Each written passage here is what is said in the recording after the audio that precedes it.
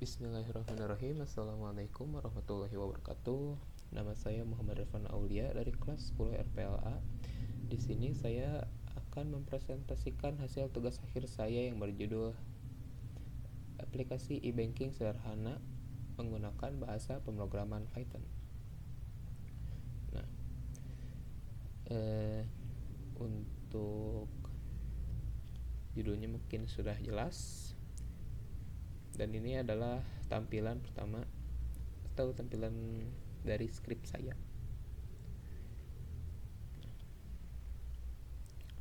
Langsung saja ke intinya.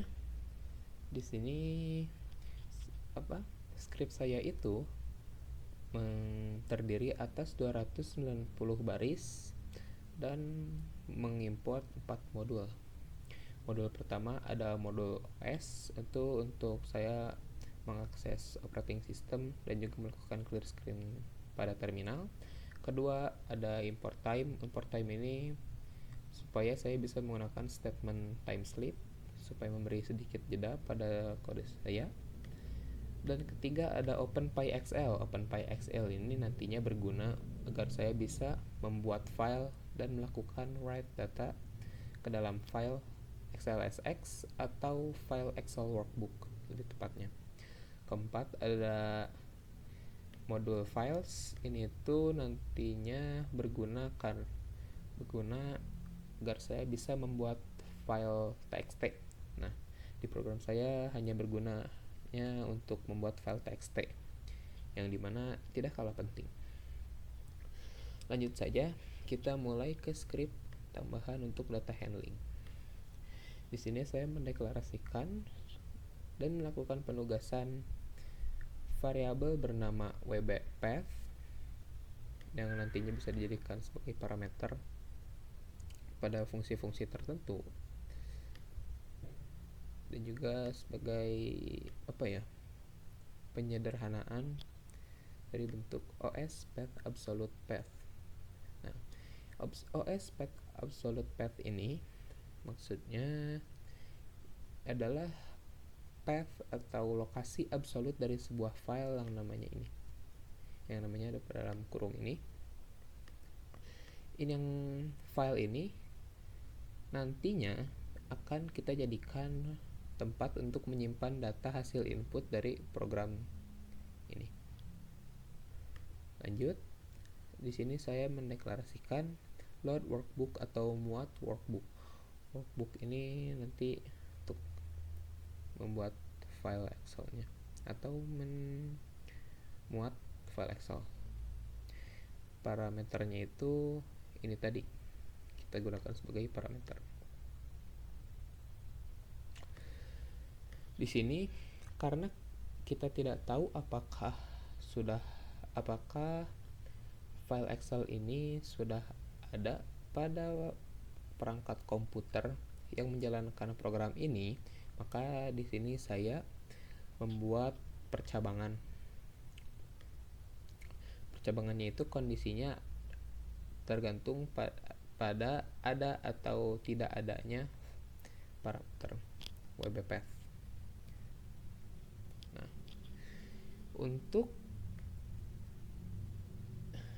decision if ini kondisinya itu seperti ini, OS path exist, jadi nanti akan mengecek apakah wbpath yang dimana pathnya itu file yang kita akan jadikan sebagai tempat menyimpan data itu ada, maka akan mengembalikan memuat workbook submodul, ini modul OpenPyXL, dan ini parameternya wbpath. Jadi akan mengembalikan workbook dengan path atau namanya yang berada dalam variabel wbpath. Nah, itu tadi pernyataan jika si file workbooknya itu ada. Dan jika tidak ada, maka program ini akan program akan mencetak pesan seperti ini pada tampilan nasabah, dan lalu statementnya akan dijalankan statement ini. Di sini saya membuat variabel bernama WB. Nah, WB ini akan diisi dengan atau ditugaskan dengan ini. Ini tuh fungsi buatan atau submodul juga dari modul OpenPyXL untuk membuat sebuah workbook. Di sini ada sheetnya itu sheet yang akan kita gunakan nanti untuk menyimpan dan menulis data. Nah, kita gunakan sheet yang sedang aktif dalam WB seperti ini, dan sheet ini akan kita beri nama sebagai lembar 1.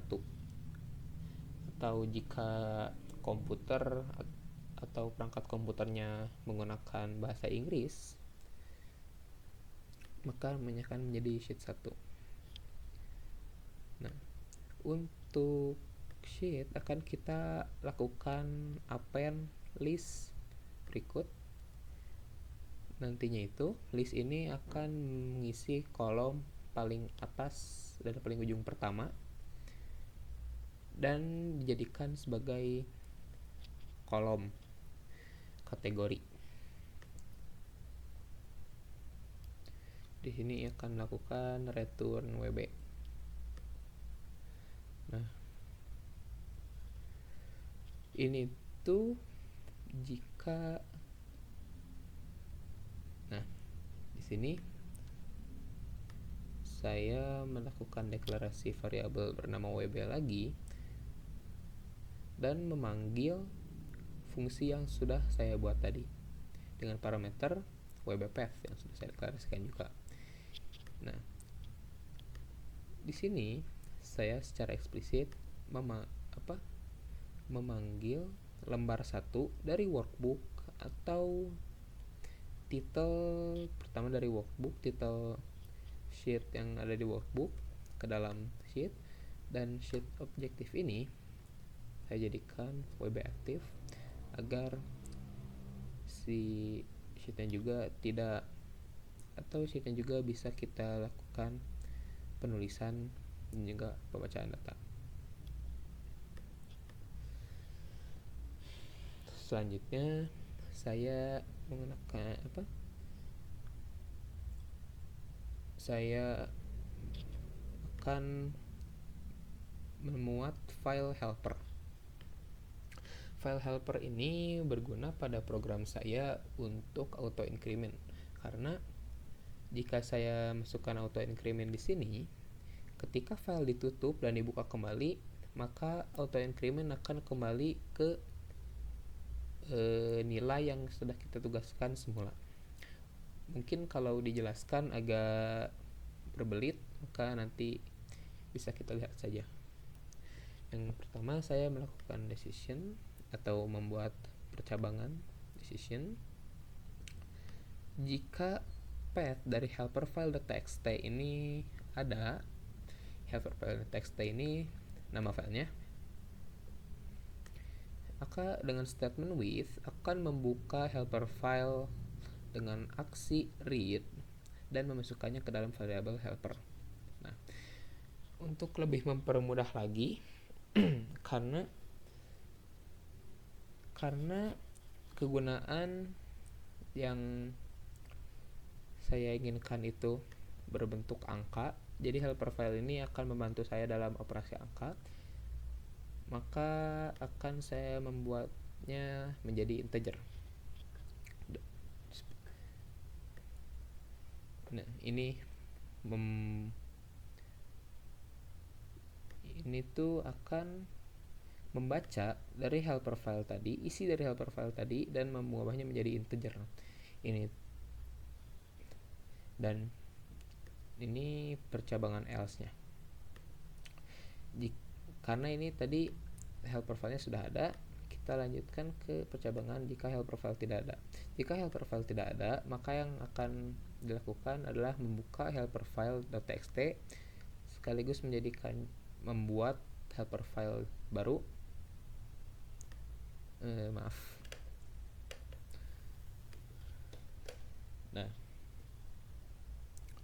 helper filenya itu akan kita tuliskan dengan angka 1000 karena ini akan berguna sebagai auto increment ID kita. Jadi kita lakukan ini atau membaca isi dari helper file dan mengubahnya ke integer dengan cara yang sama di sini. Cukup sekian untuk script tambahan data handlingnya. Kita lanjutkan ke definisi fungsi. Fungsi pertama ada fungsi loading. Ini tuh hanya untuk apa ya? Hanya untuk memberikan tampilan memproses dan memberikan kode jeda supaya tidak langsung menjalankan program berikutnya. Jadi untuk sedikit jeda meniru aplikasi-aplikasi yang konvensional. Nah, di sini bisa saya bilang fungsi kunci. Fungsi kunci ini apa? Kunci ini adalah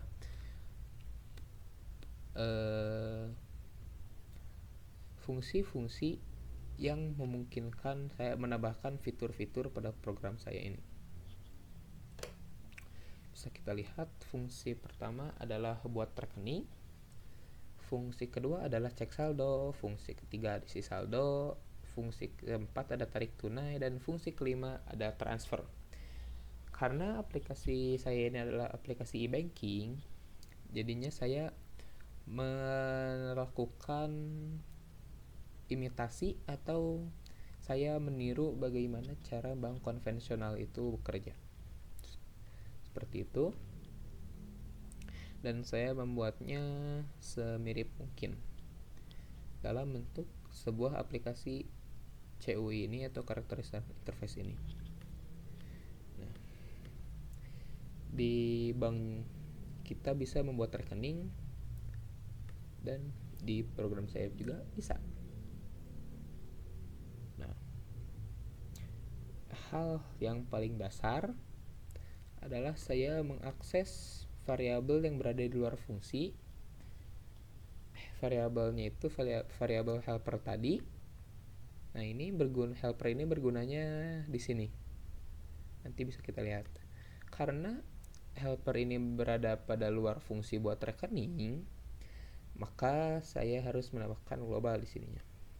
Statement global seperti ini. Dan ini adalah fungsi loading yang sudah kita buat tadi atau sudah saya buat tadi. Dan ketika fungsi loadingnya sudah selesai dijalankan, maka akan masuk ke fungsi buat rekening dan dilakukan clear screen, membersihkan terminal. Nah, ini tampilan utama atau tampilan pertama dari fungsi buat rekening saya atau fitur buat rekening saya.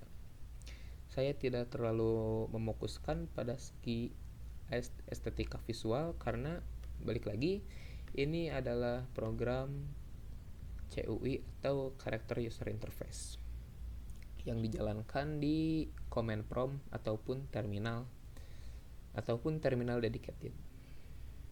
Baik, lanjut saja. Pada fungsi ini saya akan mendeklarasikan variabel-variabel yang nantinya akan digunakan sebagai wadah menampung detail-detail atau informasi pribadi nasabah. Bisa kita lihat di sini saya melakukan deklarasi variabel nama, variabel alamat, dan variabel profesi. Nah, di sini adalah blok di mana nasabah nanti akan memasukkan tanggal lahir mereka. Bisa kita lihat ini dibandingkan dengan input dan juga deklarasi ini jauh lebih rumit dan juga lebih memusingkan. Kenapa? Karena saya ingin adanya validitas yang tinggi dari kode saya, di mana tanggal lahirnya itu harus valid dan nyata. Misal tanggalnya tidak bisa lebih dari 32, bulannya tidak bisa lebih dari tidak bisa lebih dari 31, maaf, tanggalnya, bulannya tidak bisa lebih dari 12, dan juga calon nasabah tidak boleh kurang dari usia legal untuk membuat rekening. Seperti yang saya bilang tadi, saya mengikuti cara kerja bank konvensional. Nah, bisa kita lihat di sini saya menggunakan try dan accept value error agar ketika ada value error maka akan dihandle dengan menyetak pesan seperti ini. Seperti itu. Ini tanggal, pengguna nanti akan inputkan tanggal, akan ada decision untuk mengecek apakah tanggalnya itu valid atau tidak. Nanti pengguna akan menginputkan bulan, nanti akan ada decision lagi seperti ini, apakah bulan ini valid atau tidak, dan tahun, pengguna akan menginputkan tahun, akan ada nested decision seperti ini, nested if seperti ini, untuk menentukan si usia dari calon nasabah tadi. Dan jika semuanya ternyata sudah valid, kita akan menjadikan si ketiga variabel tanggal, bulan, dan tahun ini menjadi sebuah kesatuan yang yaitu jadi variabel tanggal lahir yang tipe datanya itu string. Nah, setelah melalui berbagai macam input tadi, yang terakhir adalah nasabah diminta memasukkan PIN mereka. PIN ini nantinya berguna juga karena setelah membuat akun dan ketika kita ingin mengecek saldo akun, kita akan memerlukan PIN agar menjaga keamanan akun kita. Persis seperti bank pada lainnya. Nah, di sini ada percabangan terakhir, yaitu konfirmasi apakah si calon nasabah ini benar-benar ingin mendaftarkan akun dengan atas nama mereka. Jika konfirmasinya ya, maka statementnya akan dijalankan seperti ini, dan else akan mencetak pesan seperti ini. Nah, saya beri jeda pada kode ini supaya pesan yang dicetak ini bisa terlihat atau terbaca oleh calon nasabah dengan baik, dengan pengguna secara baik, dan akan melakukan return none. Nah, pertama-tama karena sudah ada tadi dan sudah ada konfirmasi dari pengguna, maka akun sudah hampir mencapai proses pembuatan akun sudah hampir mencapai tingkat terakhir. Nah, tingkatan terakhir ini adalah inisialisasi saldo awal akun, karena ketika akun pertama kali dibuat pasti saldonya 0. Nah, dan ini nomor rekening. Nomor rekening ini berguna supaya nanti pengguna bisa mengakses akun mereka dan membuatnya menjadi unik, atau bisa mengakses akun mereka. Nah, nomor rekening ini harus unik karena setiap akun pasti harus memiliki pembeda dalam data, karena jika tidak ada pembeda maka keamanannya harus dipertanyakan. Untuk membuatnya menjadi beda, di sini saya tambahkan auto increment. Jadi menambahkan 1 ke dalam nomor rekening yang sudah dikopikan isi dari variabel helper, yang dimana isi dari variabel helper adalah isi dari helper file. Jadi maksudnya itu, misal isi dari helper file ini 1000. Nah, untuk eh, untuk menjadikannya nomor rekening, maka si isi dari helper file ini dibuat menjadi sebuah variabel bertipe data integer, dan si nomor rekening ini diisi dengan variabel yang bertipe data integer tadi.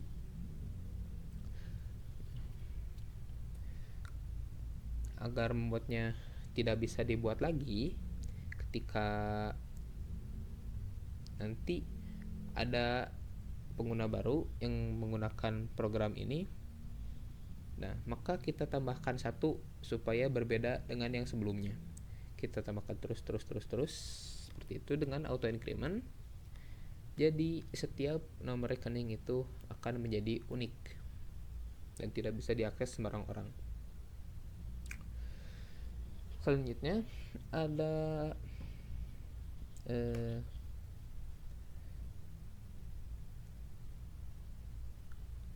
menimpa isi file helper.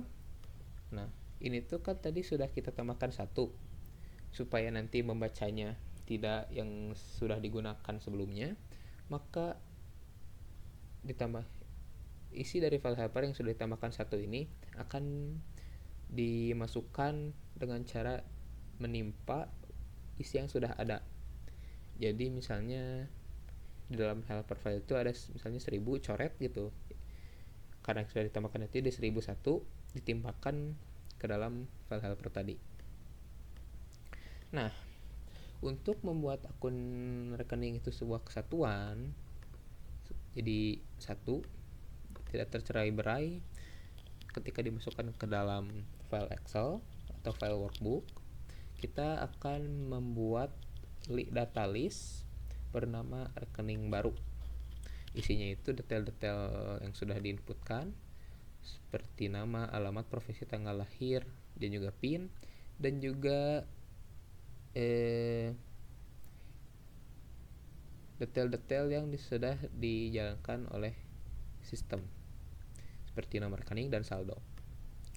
Ini untuk menambahkan detail nasabah ke dalam baris kosong paling ujung atau paling belakang dari file workbook tersebut, dan ini berguna untuk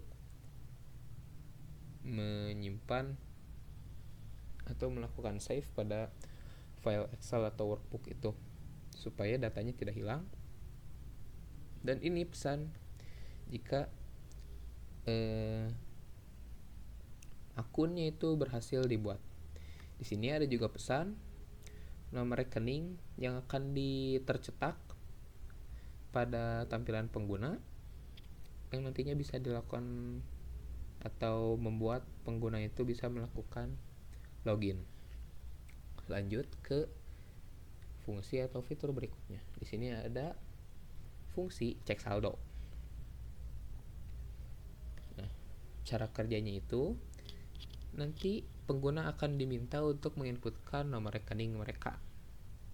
Dan untuk mencari nomor akun dengan nomor rekening yang khusus tersebut, maka akan kita lakukan pengecekan dengan kondisi 1 per 1 setiap barisnya.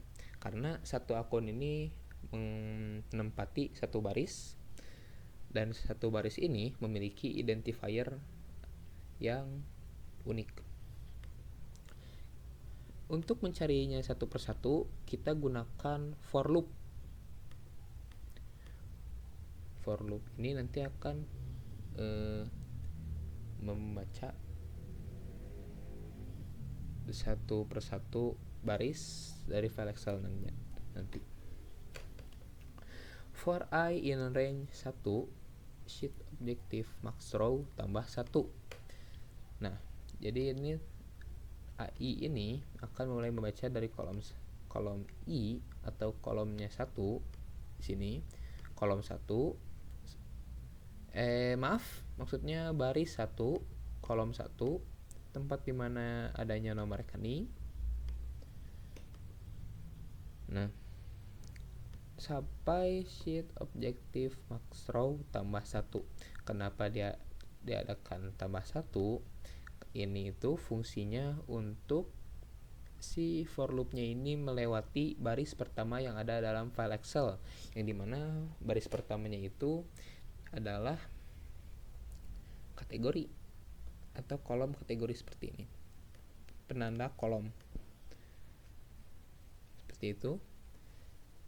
Nah, setelah dibaca, satu persatu akan dilakukan pengecekan, pencocokan dengan menggunakan decision. Ini kondisi dari decisionnya akan saya jelaskan di sini. Jika sheet cell row atau baris I kolom 1, di mana kolom satunya itu adalah tempat nomor rekening, value-nya akan dicocokkan dengan nomor rekening. Jika value-nya cocok dengan nomor rekening yang diinputkan nasabah, maka akan dijalankan pernyataan atau statement ini, dan jika tidak, maka akan masuk ke dalam blok ini. Jadi ini tuh for ini kan nanti akan mencari satu persatu, dan jika tidak menemukan value dari sel yang dicocokkan dengan nomor rekening, yang cocok dengan input nomor rekening, maka akan ditangkap oleh blok accept value error, yang nantinya akan melakukan handling error dengan mencetak ini pesan seperti ini dalam atau di tampilan pengguna. Saya pakai time slip supaya pesannya bisa terbaca dengan baik, dan saya lakukan break dari for loop-nya. Jadi nanti akan kembali ke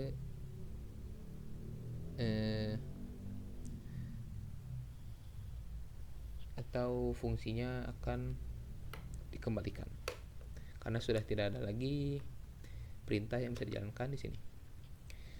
Lanjut, kita ke ini. Jika nomor rekeningnya sama dengan yang ada pada sel baris I kolom 1, maka akan mencetak pesan seperti ini. Nomor rekening ditemukan. Di sini program akan meminta pengguna untuk melakukan input PIN-nya supaya dicocokkan dengan PIN yang ada pada kolom 6 baris I, di mana baris I-nya itu satu akunnya itu apakah cocok PIN-nya atau tidak. Jadi misalnya cari nih, sudah ketemu nomor rekeningnya. Nah, akan dilakukan pengecekan apakah yang ada pada baris ini, kolom ini, value-nya itu sama dengan PIN.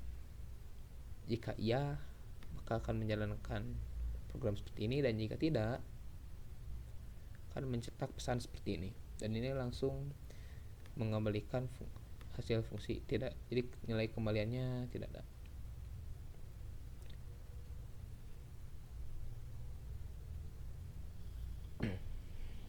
Nah, jika nomor rekeningnya ada, ditemukan, dan nomor PIN-nya itu sesuai berada pada baris yang sama dengan nomor rekening yang ditemukan, maka kita akan atau sistem atau saya mendeklarasikan variabel bernama nama dan juga saldo.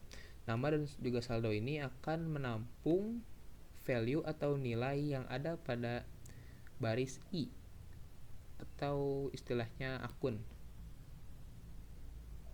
Nah, namanya itu nanti akan mengambil dari kolom 2 tempat dimananya nama dari akun yang dibuat ini berada, dan saldonya ini kolomnya 7. barisnya sama i, kan value. Mungkin nanti lebih masuk akal jika sudah saya praktekkan, tapi nanti itu ada di akhir video. Nah, untuk tampilan cek saldonya ini sederhana saja. Halo namanya itu yang berada atau nilai yang berada pada sel baris I kolom 2.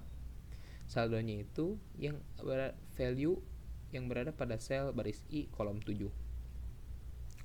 Nah, sebenarnya fungsi atau fitur-fiturnya itu berkutat di sini-sini saja.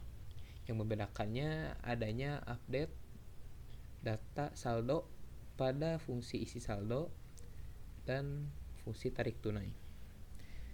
Jadi cara mencari akunnya itu sama. Yang membedakannya adalah inputan tambahannya. Bisa kita lihat ini sama menggunakan for loop, dan bukan for loop sama ini nanti akan menjadi baris mulai dari baris 1 sampai baris max row tambah 1 untuk melewat header atau kolom kategori atau kategori kolom, baris kategori kolom. Saya menggunakan statement try dan except value error untuk menangkap error yang ada, dan nanti akan melakukan tak seperti ini. Akan melakukan pengecekan satu persatu nomor rekening, dan jika nomor rekening sesuai, pengguna diminta menginputkan PIN-nya akan dicocokkan lagi, dan jika PIN dan nomor rekeningnya sesuai, nama dan saldo akan diisi dengan nilai dari sel baris I kolom 2 dan kolom 7 masing-masing. Ini sama ya, bisa kita lihat sama kok. Yang membedakannya itu adalah ini. Ketika sudah ada tampilan cek saldo seperti di atas, maka menampilkan saldo seperti di atas ya, maka akan ada kolom input untuk melakukan deposito.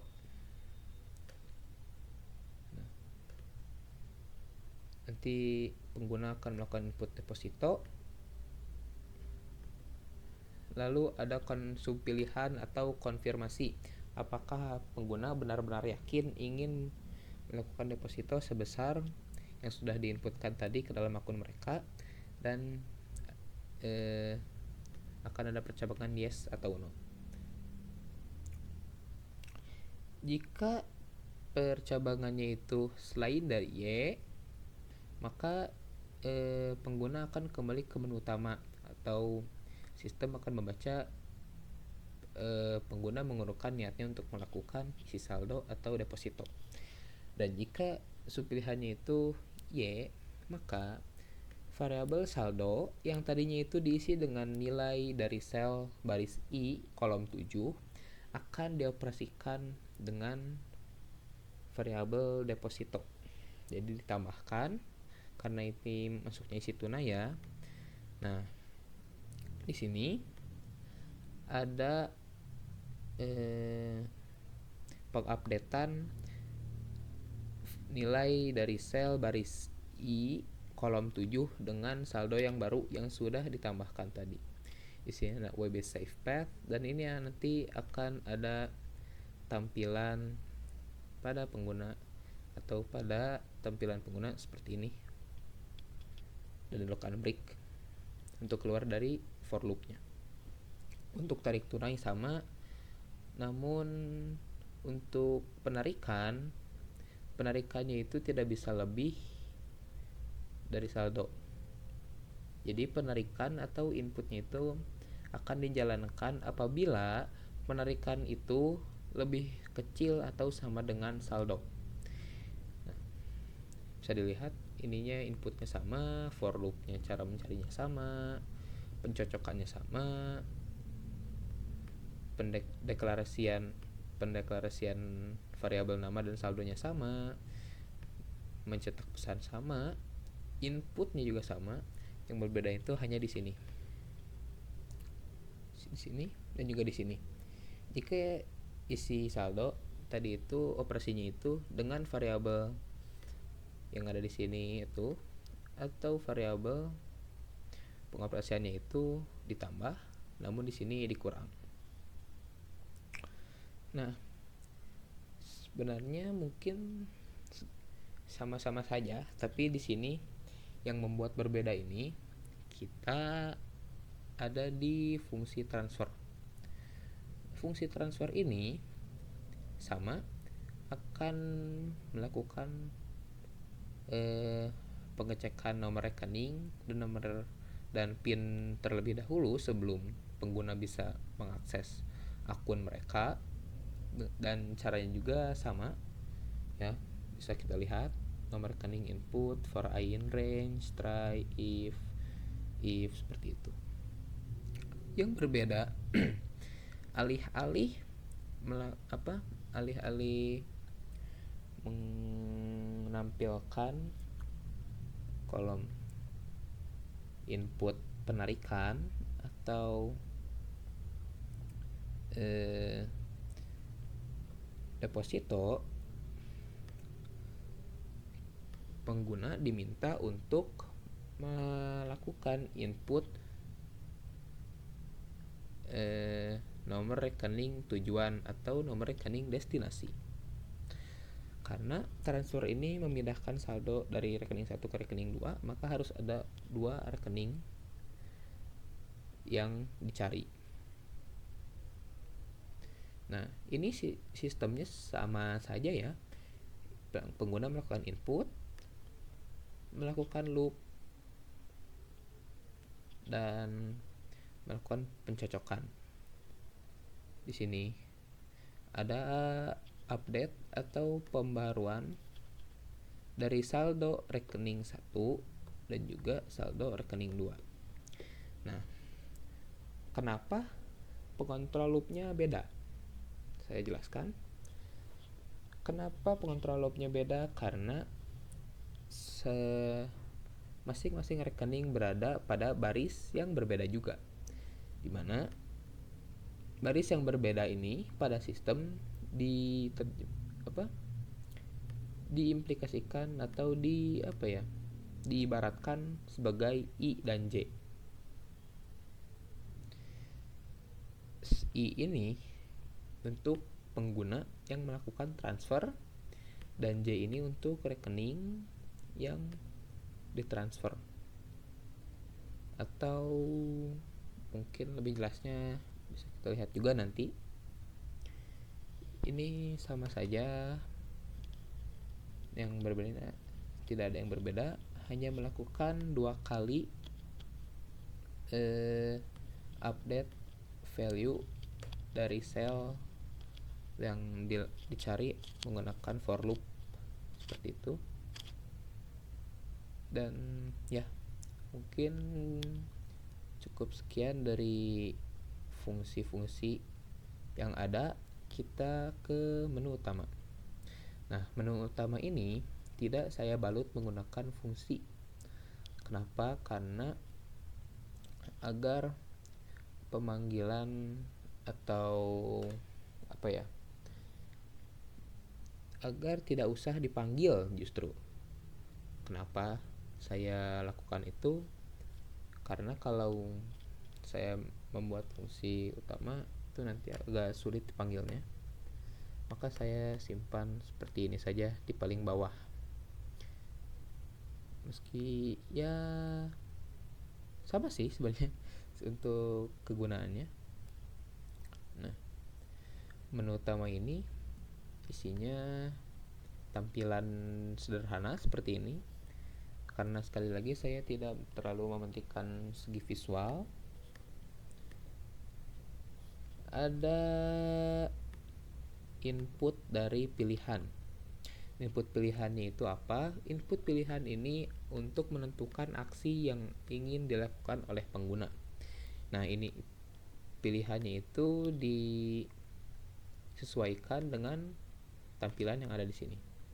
1 untuk memanggil bot rekening, 2 memanggil cek saldo, 3 isi saldo, dan seterusnya.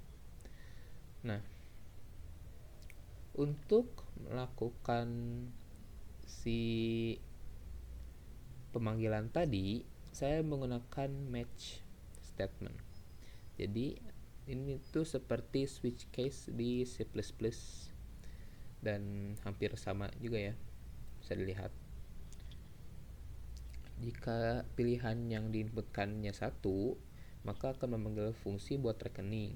2 akan memanggil fungsi cek saldo, dan 3 isi saldo, seterusnya. Dan ini adalah default jika input dari variabel pilihan ini tidak ada pada menu yang kita sediakan atau misalnya tidak valid. Nah, jika kalian eh, jika kalian atau jika Anda lihat lebih dekat lagi, saya tidak memberikan fitur atau opsi reset di setiap fungsi saya. Kenapa? Karena saya tidak mau mengulang-ulang harus memasukkan opsi yang sama di setiap fungsinya. Maka dari itu saya simpan opsi reset ini di menu utama. Makanya alih-alih menggunakan definisi fungsi atau mendefinisikan fungsi utama, saya lebih memilih fungsi utamanya itu berada di dalam loop while true. Nah, jadi nanti akan terus mengulang-ulang sebelum nasabah atau pengguna itu menginputkan N sebagai aba-aba untuk keluar dari program. Jika reset itu no atau N, atau artinya pengguna itu sudah tidak mau kembali ke menu utama, maka akan menampilkan pesan seperti ini, dan jika yes akan melakukan continue. Maaf, di sini saya tambahkan time slip supaya pesannya itu terbaca. Oke, sekarang kita masuk ke sesi demonstrasi.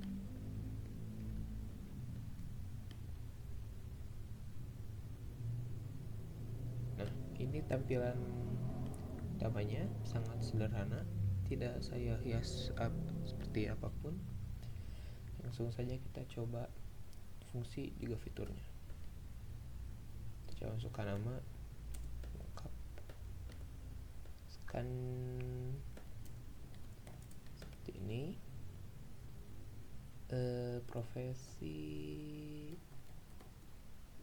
15 kita coba kalau tahunnya itu atau tanggal lahirnya itu dia lahir di tahun kurang dari 2006 atau belum tentu usia legal.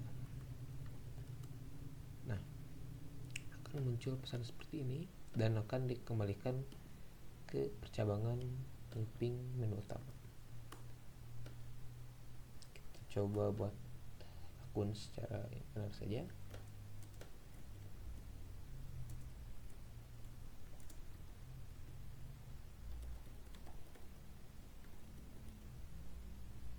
Kita coba seperti ini.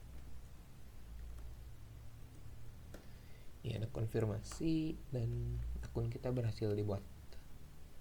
Muncul pesan seperti ini dan juga muncul nomor rekening yang bisa kita lakukan untuk mengakses fitur-fitur lainnya.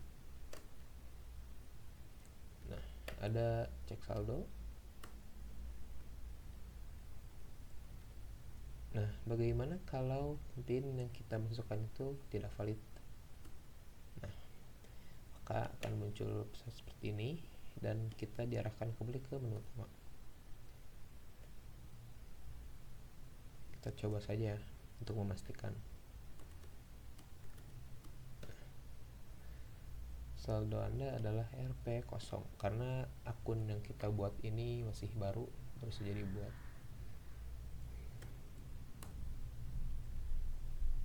Kita coba fitur isi saldo.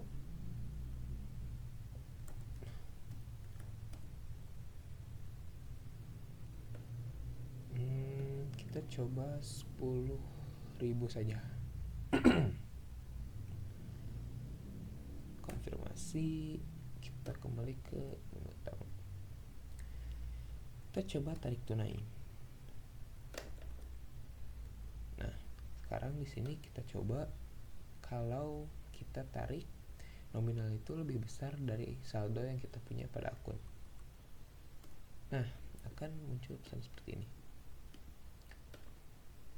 Kita kembali, lakukan lagi.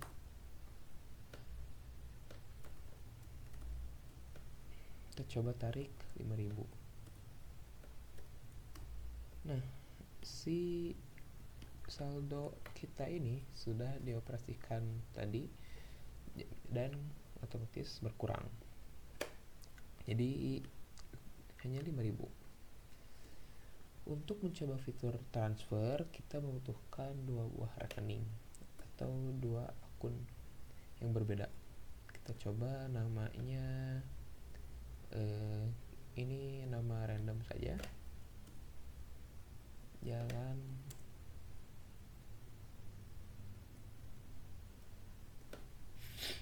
profesinya ini juga bebas ya,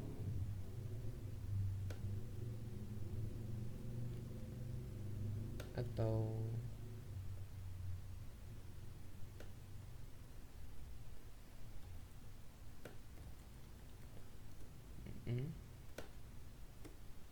kita masukkan seperti ini.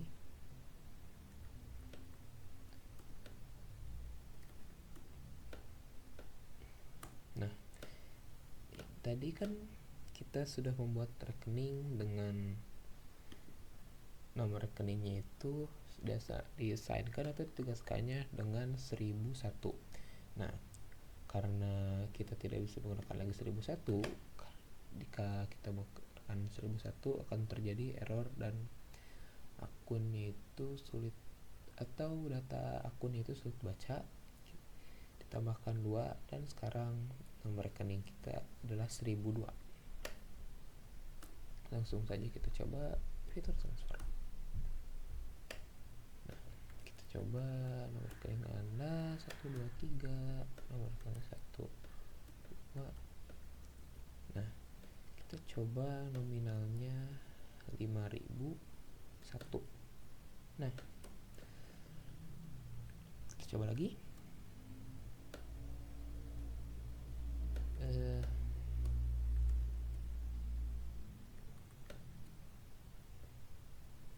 Kita coba. Nah, seperti itu. Dan jika kita ingin keluar dari program, kita hanya perlu mencet ini. Akan tampil pesan dan dijeda beberapa detik sebelum akhirnya program selesai. Mungkin cukup sekian yang bisa saya presentasikan. Mohon maaf apabila penjelasannya kurang dapat dimengerti ataupun masih banyak kesalahan dalam program saya, yang pastinya akan saya perbaiki di kesempatan yang mendatang. Wabillahi taufiq wal hidayah. Wassalamualaikum warahmatullahi wabarakatuh.